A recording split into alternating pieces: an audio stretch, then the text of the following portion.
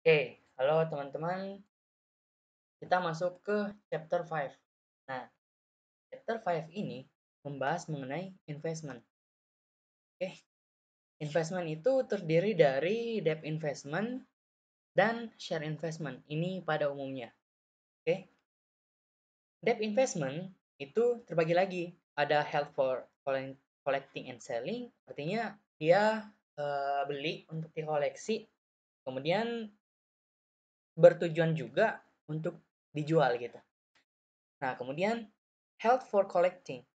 Nah, ini eh, dia tuh si investor beli debt, beli obligasi itu untuk dikoleksi aja. Ini tujuan utamanya gitu.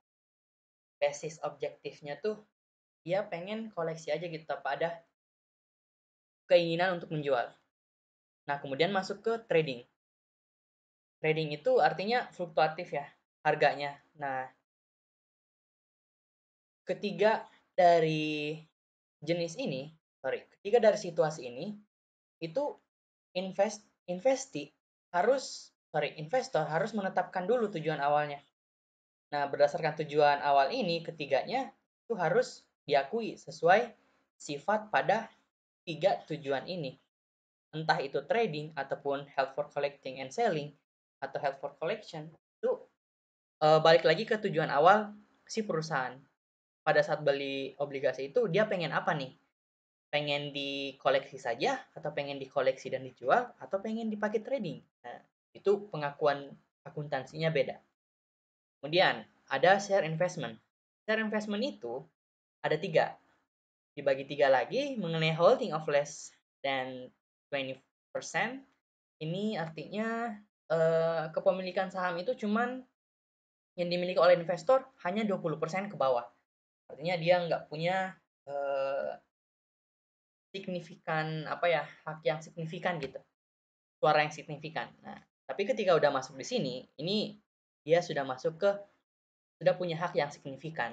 Artinya suaranya antara 20 karena dia punya hak atau kepemilikan dari saham itu atau perusahaan itu 20% sampai 50% gitu. Di antara ini. Nah, tapi ketika udah masuk holding of more than 50%, ini tuh dia bukan lagi signifikan tapi emang udah pengendali dari perusahaan itu. Nah, investor itu jadi pengendali bagi si investi. Nah, ada dua terminologi yang perlu dipahami. Investor itu merujuk ke orang yang mendanai si perusahaan itu. Oke. Nah, orang yang didanai oleh si investor itu disebut sebagai investi. Ini dua terminologi yang harus benar-benar dipahami, teman-teman. Nah, oke, itu konsep dasar mengenai investment sedikit ya dari kedua jenis itu. Oke, kita masuk ke debt investment dulu. Nah, langsung aja masuk ke contoh soal head for collection, artinya tujuan dasarnya si perusahaan pengen dikoleksi saja tanpa ada tujuan untuk menjual. Oke, bisa dilihat ini ada saya tandai di sini stabilo biru. Itu tujuan awalnya itu dia cuman pengen koleksi saja tanpa ada tujuan awal untuk menjual. Nah, ntar ini. Nah, oke. Misal, contoh soal, asumsikan pada tanggal 01 Januari 2022, PT Marvel membeli 200 lembar obligasi dengan 5% dalam jangka waktu 5 tahun yang dibeli pada saat suku bunga pasar sebesar 10%, harga per lembar obligasi tersebut sebesar Rp100 per lembar. PT Marvel membeli obligasi tersebut dengan tujuan hanya untuk dikoleksi tanpa ada tujuan awal untuk menjualnya suatu saat. Bunga obligasi akan dibayarkan setiap tanggal Januari dan 1 Juli. Oke, seperti biasa, saya akan ilustrasikan bentuk kertas dari obligasi. Misal nih, ah, PT Marvel beli obligasi 200 lembar. Berarti kita kali 200 lembar saja gitu. 200 lembar, bentar. Nah, 200 lembar kemudian dengan bunga 5%. Nah, ternyata bunga nominalnya, bunga kuponnya tuh 5%. Nah, berapa nilai nominal atau prinsipalnya? Nominalnya tuh seharga 100 rupiah. Nah, ini misal obligasi. Oke. Si PT Marvel membeli obligasi ini dengan nominal 100 rupiah dengan 200 lembar gitu. Tapi di situasi yang sama, ternyata bunga pasarnya suku bunga lagi 10% nih. Nah, berarti ada perbedaan dong, perbedaan pengakuan. Berarti 200 lembar ini, 200 ribu lembar obligasi itu kita kali dulu berapa nominalnya. Kali dulu. Sorry. Oke, bentar. Nah, kita kali dulu nih. 200 lembar saham, 200 ribu lembar dikali harga nominalnya di dalam obligasi itu berapa? 100 rupiah. Dengan 20 juta. Ini obligasinya 5 tahun ya. Iya benar, 5 tahun. Oke. Nilai 20 juta ini seperti biasa adalah nilai yang dipatok di 5 tahun mendatang. Oke. Tahun berapa tuh? 22, 23, 24, 25, 26, 26 ya. 26. Berarti nilai 20 juta ini adalah nilai yang dihitung oleh si penerbit obligasi ini di 2026 gitu. Nah, berapa sih nilai 20 juta ini di 2022? Ya udah kita tarik aja si 20 ini ke 2022. Caranya gimana? Seperti biasa. Kita pakai present value. Gitu. Ini rumusnya seperti biasa, perhitungannya nanti dapat present value 0,6. 0,6-nya kita kali dengan si nilai prinsipalnya atau nilai nominalnya sebesar 20 juta. Maka nilai 20 juta di 2026 ternyata nilainya di 2022 itu sebesar 12 juta dengan bunga 10%, teman-teman. Gitu. Oke, itu konsepnya. Saya ulangi biar kalian lebih paham ya. Oke, kemudian kita hitung bunganya nih. Bunga 5% ini itu kalau kita kali misal 200 lembar, sorry. Oke, kita pakai ini aja. 20 juta dikali bunga yang ada di kupon itu 5% ya. Jadi hasilnya berapa tuh? Oh ya, ini bunganya, sorry, ini semi annual berarti bunganya ini harus dibagi 2 karena 2 kali pembayaran. Berarti 5% ya. Oke. Ini berarti juga dibagi 2 karena dibayarnya 2 kali, berarti 2,5%. Oke, berarti nilai 26 juta ketika dibagi 2 semi annual itu 12 juta hasilnya dengan perhitungan bunga 5%. 5% ini hasil dari 10% yang bunga pasar dibagi 2 karena 2 kali pembayaran gitu. Oke, sekarang kita mau hitung nih. Berapa nilai si bunganya di 2026? Oke, 2,5 berapa tuh? 500. Nah, 500 ribu ini itu adalah bunga di 2026. Oke, dengan perhitungan semi annually, 2 kali pembayaran. Nah, nilai 500 ribu ini pengen kita tarik ke 2022. Berapa sih harganya? Dengan suku bunga 10%, berarti 10% sama dengan 5% karena dibayar 2 kali, dibagi 2. Nah, berapa sih nilai si 500 ribu ini di tahun 2022?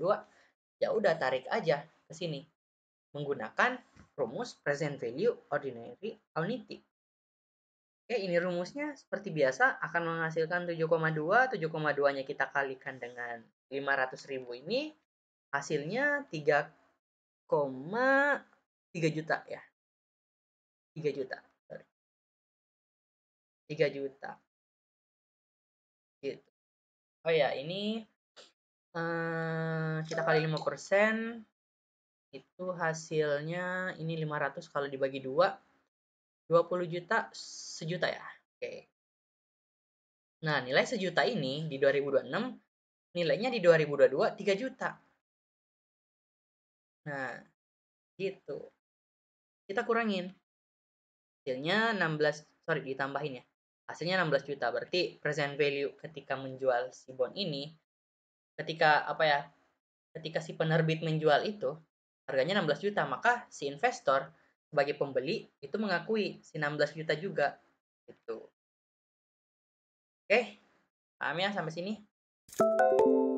Itu konsepnya. Kemudian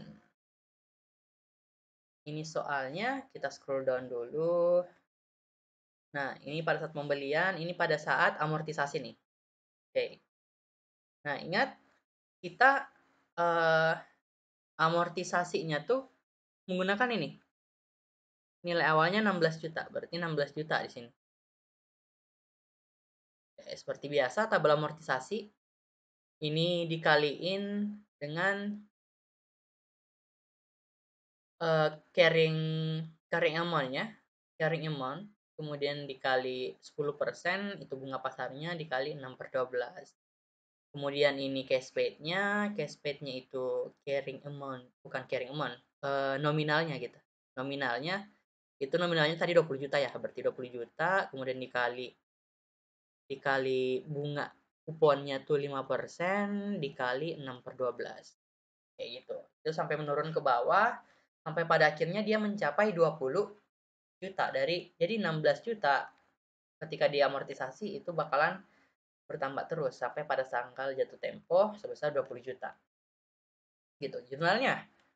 Nah, jurnalnya di tanggal 1 bulan 7. Nah, itu kan ada 2 kali pembayaran ya. Tiap setahun ada 2 kali pembayaran.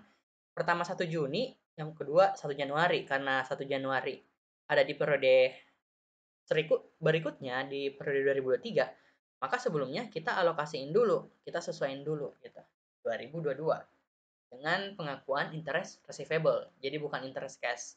Apa interest receivable? Karena ini tuh bukan tanggal kupon.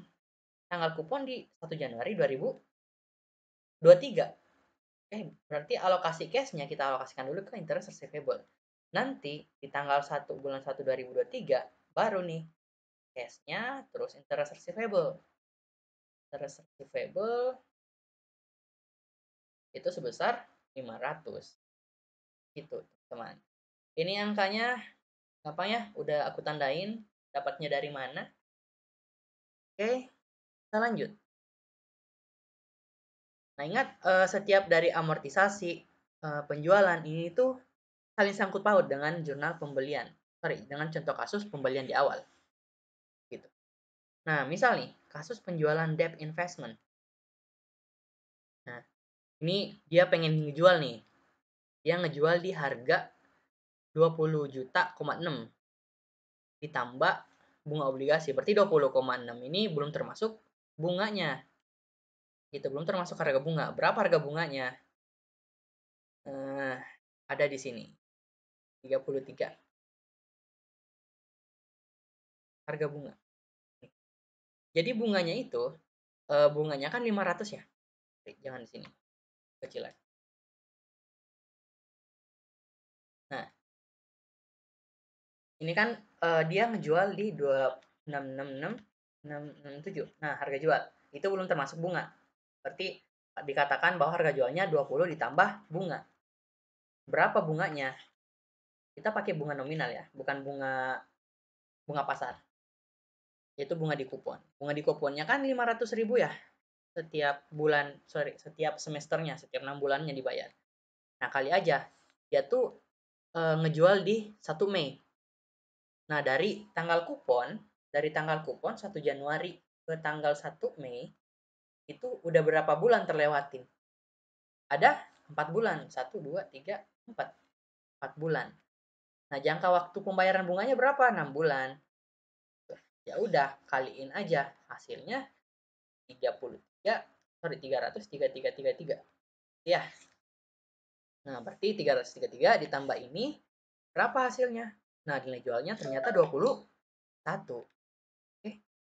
Nah, kemudian sebelum perhitungan bunga pasti harus ada perhitungan amortisasi dulu. Gitu, karena ketika kita menghitung bunga ini input dengan perhitungan amortisasi. Nah, ini kan dia dijual di harga 1 Mei, berarti cuma 4 bulan doang dari 6 bulan. Gitu. Nah, kita lihat nih, kalau dia full 6 bulan, dia amortisasinya 373,108. Tapi karena kita cuma 4 bulan, maka amortisasinya dikali 4 bulan dari total pembayarannya 6 bulan. Gitu. Berapa? Sama dengan 248,738. Ini dari hasil amortisasi yang berjalan selama 4 bulan doang. Gitu. Gitu, teman-teman. Nah, ini cuma masukin angka aja ya. Interest revenue 1333, sorry 3333 udah dihitung tadi. Debt investment. Nah, ini perlu dilihat ketika di tanggal 1 Januari 2024 itu kan awalnya si nilai carrying amount-nya atau nilai buku yang sudah diamortisasi itu 17,462,154 ada di tabelnya. Ya kan? Tapi kita ngejual nih di tanggal 1 bulan 5. Otomatis ada perhitungan penambahan carrying amount lagi atas amortisasi. Itu sebesar berapa tadi? 248. 248,738. Ya udah, ditambahin aja. Jadi nilai buku dari investmentnya itu besar 17,7 juta ini. Bisa ya? Gain on sale-nya itu selisih dari ketiga akun ini. Gitu. Gampang ya? Nah, masuk ke held for collection selling. Oke, perlu diketahui dulu teman-teman. Saya pengen ngebahas dulu di atas sebelum kita masuk ke contoh jurnal. Oke. Kita kan contoh pertama held for collection ya. Nah, held for collection atau HFC itu dia nggak melakukan penjurnalan atas fair value. Oke, ingat. Dia nggak menghitung fair value-nya karena dianggap dia nggak punya apa ya? Dia nggak punya tujuan untuk menjualnya. Artinya si obligasi ini bakalan tetap kayak gitu sampai jatuh tempo. Walaupun itu entah di akhir atau di pertengahan jalannya si obligasi itu terjadi penjualan, ya itu tetap diakui, nggak pakai fair value. Oke, tapi ketika tujuan awalnya dia pengen koleksi dan pengen selling atau HFCS, itu harus ada fair value. Kenapa? Karena tujuan awalnya ada selling. Ada selling. Nah, ketika ada selling, itu kan harus diketahui dulu fair value untuk ngejualnya. Makanya perlu diakui fair value. Nah, kemudian ada trading nih, yang membedakan pengakuan fair value ini, entah gain atau loss-nya itu diakui di OCI, Other Comprehensive Income. Nah, jadi dia nggak masuk ke laba operasional, teman-teman. Itu HFCS. Tapi ketika masuk di trading, itu pengakuan fair value-nya diakui di net income atau income statement. Nah, itu fair value-nya harus masuk include ke income statement. Kenapa? Karena trading ini ketika melakukan trading itu fluktuatif. Kan berubah-berubah si nilai carrying amount-nya itu, maka perlu ada pengakuan fair value dengan net income. Kalau OCI, Other Comprehensive Income, itu pengakuan fair value yang tidak fluktuatif. Gitu. Sementara trading kan fluktuatif ya. Fluktuatif itu keluar masuk barangnya, keluar masuk instrumen keuangannya atau investmentnya itu selalu cepat gitu. Makanya harus diakui fair value di interest sorry bukan interest, di net income atau income statement. Nah, itu perbedaan dari ketiganya. Makanya tadi ketika kita melakukan penjualan, mana tuh? Nah, makanya tadi ketika kita melakukan penjualan ataupun ketika di akhir tahun atau di akhir periode itu nggak ada pengakuan fair value-nya. Kenapa? Karena dia nggak berencana untuk ngejual gitu. Dia nggak berencana untuk mau ngejual si investmentnya. Seperti itu teman-teman. Artinya si debt itu ditahan aja sampai hangus. Bukan sampai hangus, sampai jatuh tempo. Seperti itu teman-teman. Kemudian kita masuk ke held for collection and selling. Nah, ini seperti saya katakan tadi, dia punya tujuan awal untuk menjualnya. Ya, suatu saat dia akan ngejual gitu. Koleksi, tapi pengen ngejual juga. Jadi bukan cuma dikoleksi aja sampai jatuh tempo. Gitu. Contoh soalnya yang aku ambil sama, cuman beda situasi ya. Ini yang aku stabilo. Itu overall semuanya sama. Mulai dari harga nominal, bunga pasar, bunga kupon, itu sama. Agar teman-teman bisa bedain. Nah, lihat head for collection pada saat pembelian itu sama jurnalnya. Sama kan? Intinya bedanya tuh situasi aja di fair value. Nah, ini juga sama jika amortisasi. Sama ya? Oke, sama? Sama ya? Nah, yang membedakan di sini. Ini langsung penjualan ya, tapi kita harus ada pengakuan fair value dulu di akhir bulan. Sorry, di akhir periode atau akhir tahun. Belum masuk ke penjurnalan. Gitu. Nah, fair value-nya ini, saya yang katakan tadi, dia diakui di equity. Equity itu artinya dia masuk ke other comprehensive income. Nanti ditutup di sini. Di akun kumulatif. Oke. Dia masuk di OCI. Atau income statement komprehensif. Nah, itu dia masuk ke situ. Tapi si loss ini nggak bakalan masuk ke IC atau income statement. Iya, sorry. Karena dia tuh nggak masuk ke operasional, laba operasional perusahaan. Gitu. Nah, dia bukan trading. Nah, misal dikatakan fair value. Fair value-nya, fair value-nya itu sebesar 17 di tanggal 31 Desember 2022.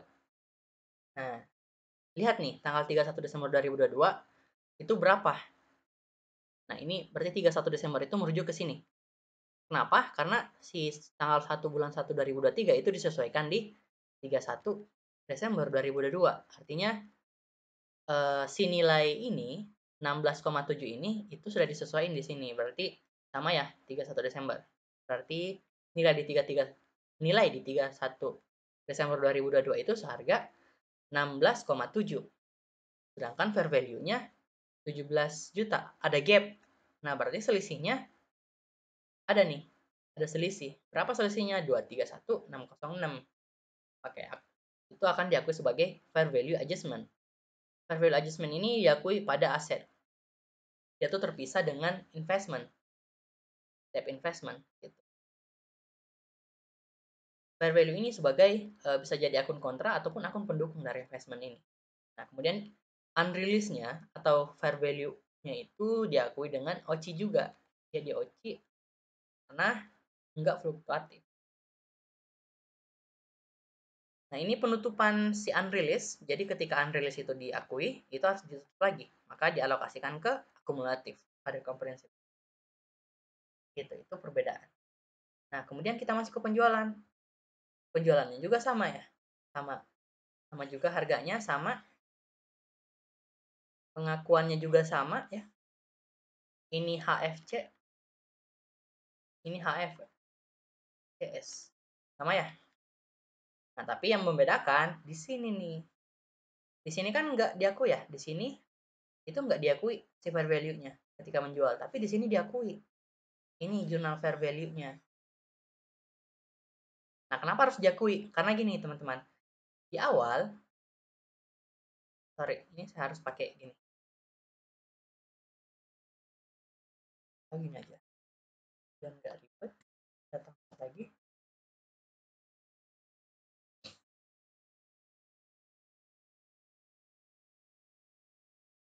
mana tuh?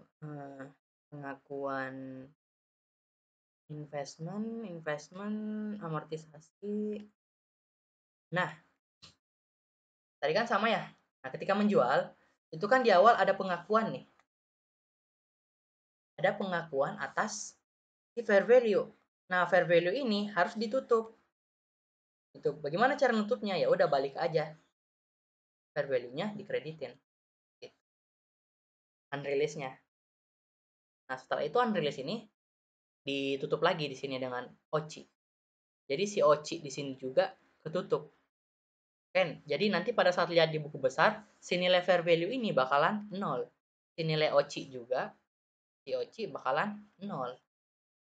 Gitu. Jadi harus menutup si gap atas fair value-nya. Seperti itu, teman-teman. Oke, saya sampai sini. Ini penjualan kayak ada tadi. Nah, kita masuk di trading. Nah, sama kayak HFC sama HFCS.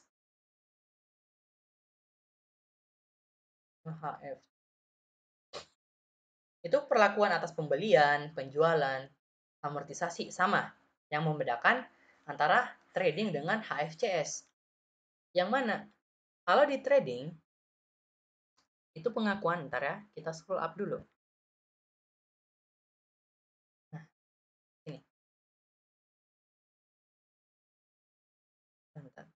Ini kita scroll up yang ini. Nah, kalau di trading, ini tradingnya sebelah kanan, ingat. Trading ketika melakukan pengakuan fair value, dia menggunakan unreleased yang diakui di income, artinya di IS, income statement. Tapi kalau ini HFCS, ini HFCS ya. Itu pengakuan fair value-nya ini akun equity. Gitu. Unreleased-nya itu bersifat akun equity, sedangkan unreleased-nya di sini sebelah kanan bersifat income, artinya dia masuk di IS, sedangkan ini masuk di other comprehensive income atau OCI. Dia diakui di statement of financial position. Oke. Yang ini diakui di SOFF, yang unreleased ini diakui di IS, income statement. Itu doang sih yang membedakan, akun aja. Oke. Kenapa? Karena emang fluktuatif gitu. Jadi agar ada pertimbangan lain yang diakui oleh investor. Seperti itu, teman-teman. Oh ya, kita masuk ke share investment nih. Oke. Share investment. Nah, share investment seperti yang saya katakan tadi, itu ada 3. Yang pertama 20%, kemudian yang kedua kurang dari 20%, kemudian yang kedua itu 20 sampai 50%, kemudian yang ketiga lebih dari 50%. Oke. Oke, kita membahas yang holding of less than 20% dulu. Oke, ingat di sini ini penjualannya, ini gampang banget nih. 70. Nah, dia kan beli ya sahamnya di harga 70. Ya udah, seperti biasa. Oke. Dan investmentnya diakui, case-nya diakui. Kemudian asumsikan penerimaan dividen 5 juta. Oke, dia menerima dividen revenue diakui itu sebagai akun atas income statement 5 juta. Gampang ya? Nah, kemudian penjualan. Pengakuan fair value-nya. Nah, ingat, ini holding of less than 20% atas trading. Oke, ingat atas trading. Karena dia bersifat trading, maka si pengakuan fair value-nya sama seperti HFCS, sama seperti di debt investment, ada trading, itu unreleased holding gain or loss-nya bersifat income juga, artinya bersifat income statement. Dia ditaruh di income statement, bukan di OCI. Oke? Dia ngakuin fair value, sama kayak di debt investment. Oke, lihat, dia di tanggal 31 Desember 2022 itu nilai sisamnya 70 juta 500. Sedangkan pada saat pembelian 70 juta doang. Nah, berarti ada gapnya 500. Oke, berarti nilainya lebih tinggi ya, berarti harus ditinggiin. Oke, akun fair value adjustment. Gitu, teman-teman. Ini gampang ya. Penjualan. Kita masuk ke penjualan. Nah, penjualan kan melakukan penjualan terhadap saham dibeli. Oke, pada tanggal 1 Juni. Nah, dia tuh menjual sahamnya 88 juta. Otomatis dia menerima 88 juta. Sementara share investment 70 juta. Itu tetap gap antara ini 18 juta. Oke, gampang ya. Nah, kemudian kita menutup si fair value-nya yang diakui di awal, yang ini. Oke, berapa? 500.000. Fair value, akun fair value kan awalnya di debit ya. Ya udah, kalau mau nutup kita kreditin aja. Terus 1000. Gampang ya? Easy. Kita masuk ke holding of less than 20% dengan kategori non trading. Tadi kan trading ya. Tadi trading, kita masuk ke kategori non trading. Oke, pada dasarnya apapun pembelian ataupun penerimaan dividen itu sama, teman-teman. Selama dia masih less than 20%. Oke. Nah, yang membedakan ialah di pengakuan penjualan. Sorry, pengakuan fair value dan pengakuan penjualan. Mari kita ulik. Ini kita bedain. Oke, ini yang di samping kanan saya ini itu yang trading. Oke, ini yang trading. Yang di samping kiri saya itu non trading. Lihat, ada perbedaan nih. Saya hapus dulu biar kalian nggak pusing ya. Ini juga dihapus. Oke. Nah, ini samping kanan saya trading, samping kiri saya non trading. Ingat? Oke. Saya buat seperti ini biar kalian ngerti. Ini. Nah, oke. Ingat, teman-teman bisa lihat ya perbedaan di akun fair value adjustment. Pada saat pengakuan fair value itu di trading dia mengakui fair value adjustment aja.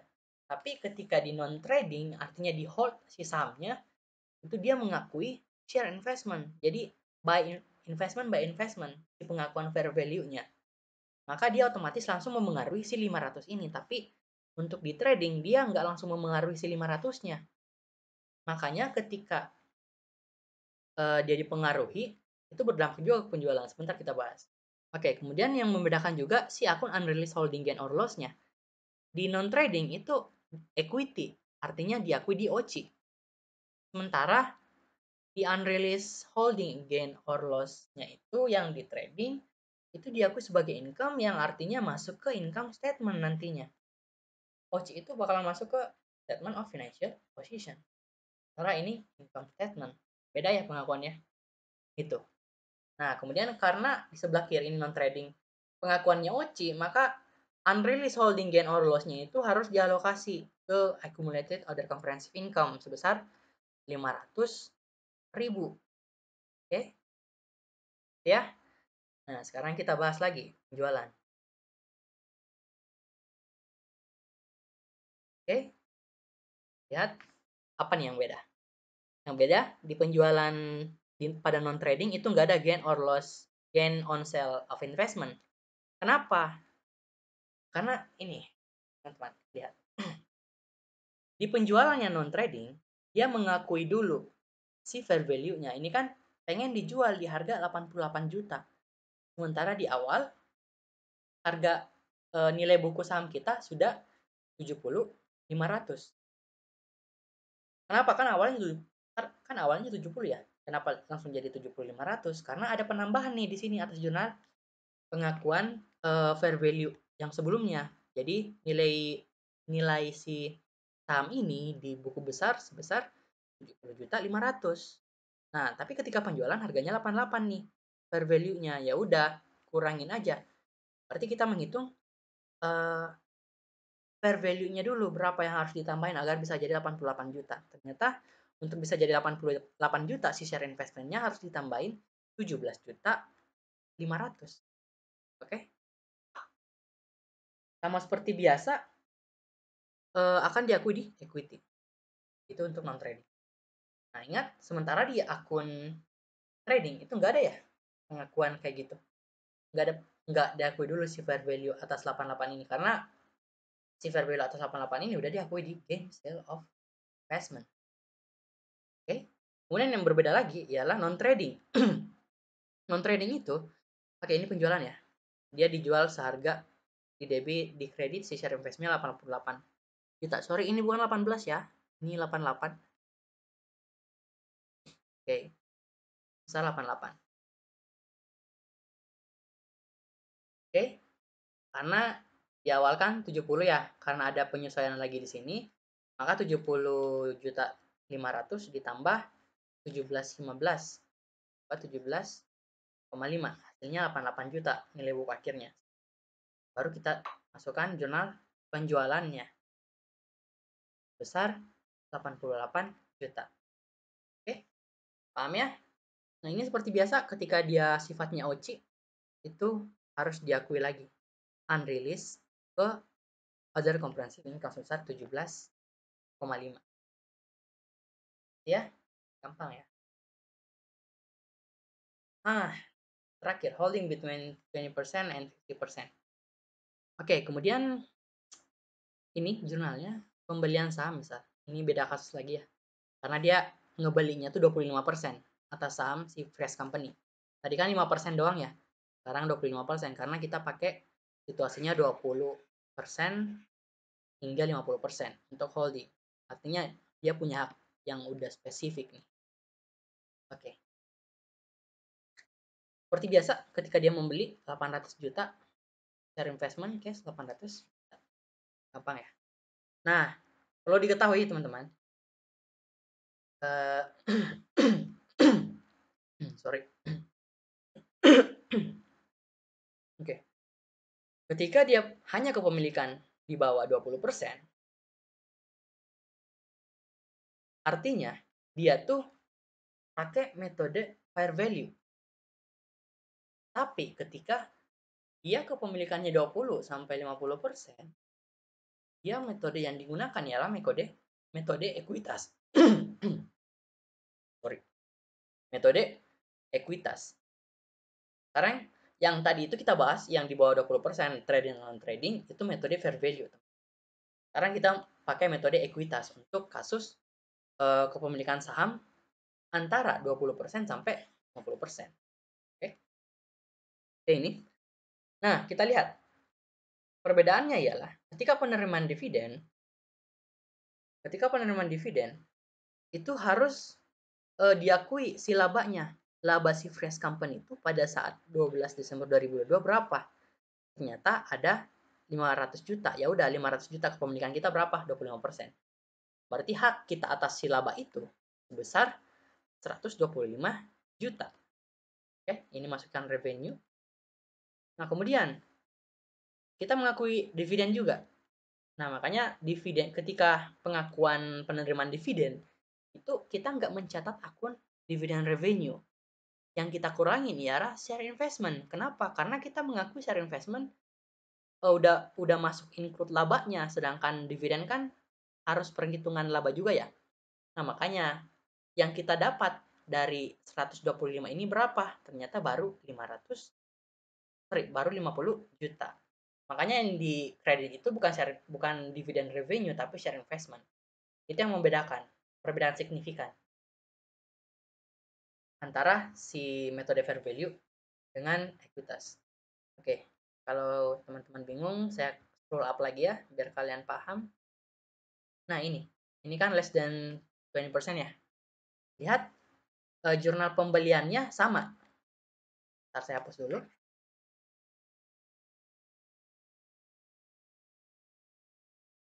Oke, lihat.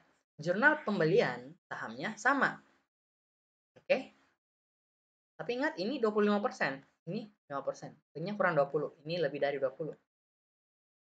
Tapi yang perlu kita garis bawahi ya yang membedakan contoh kasus penerimaan dividennya. Pada saat hak kepemilikan cuma 20%, itu dia hanya mengakui dividen revenue aja tanpa mengakui laba. Sementara ketika kita pakai metode ekuitas, yaitu di mana haknya lebih dari 20%, lebih 20% kan kurang ya. Nah, berarti kita harus mengakui laba juga atas laba Fresh Company berapa? 125. Karena di sini nggak ada ya. Langsung aja gitu. Sementara kita juga mengakui dividen pakai akun share investment. Sementara kita di sini dikurang 20% pakai akun dividen revenue. Artinya sampai sini. Oke, mengenai pembahasan lebih dari 50%, ini. Kalau kepemilikannya kurang dari 20%, itu dia pakai metode fair value.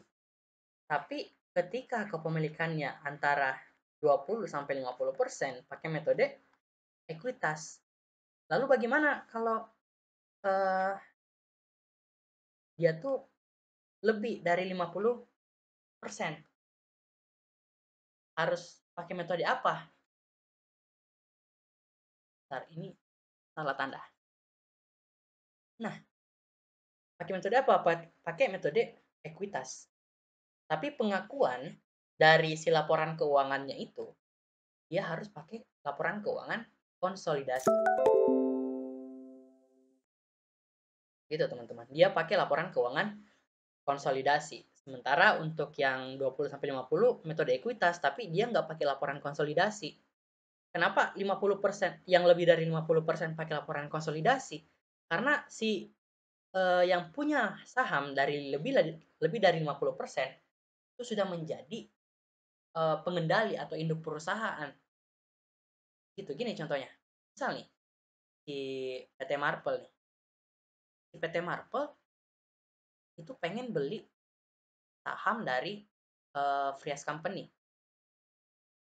Nah, PT Marvel pengen beli 60% hak kepemilikan. Berarti 60% hak kepemilikan atas Fresh Company dan ada juga orang yang punya 40% atas Fresh Company. Gitu. Orang yang enggak, ya. Kayaknya saya harus gambar yang lebih jernih. Misalnya, ini anggap aja perusahaan, ini PT Marvel.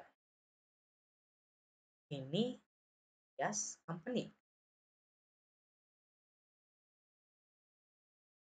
Ini orang-orang ataupun